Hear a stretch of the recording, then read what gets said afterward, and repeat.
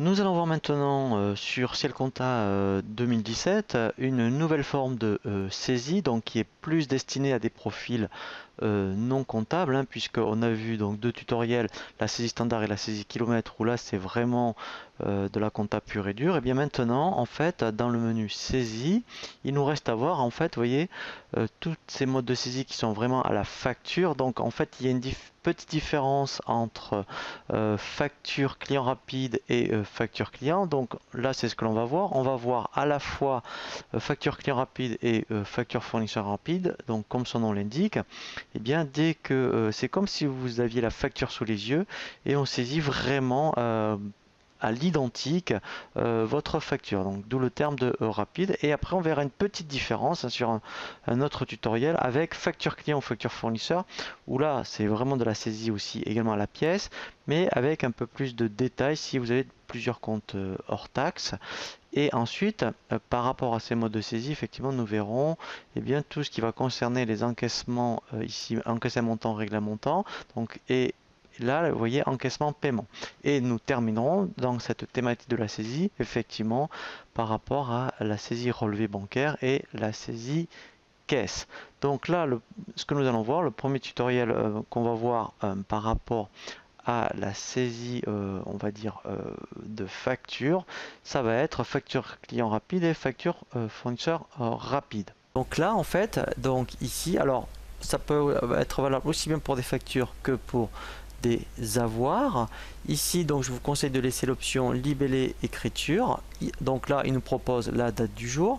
Première chose, donc là, je suis dans une facture client. Donc là, il faut absolument que je mette mon numéro de facture. Donc si c'est, admettons, la facture 500 par exemple, ici, il me demande à quel client ça correspond. Je vais dire, eh bien, c'est le client, mettons, Delta Distribution. Ici, je mets le montant TTC. Voilà, donc ça peut être un ou plusieurs comptes. Donc on va faire d'abord très simple avec un seul compte, et automatiquement vous voyez, donc dès que le taux de TVA est indiqué, il calcule leur taxe, la TVA, et moi je n'ai plus qu'à mettre le compte de contrepartie. Donc lui, automatiquement, dès qu'on clique sur la zone contrepartie, il vous affiche les comptes de la classe 7.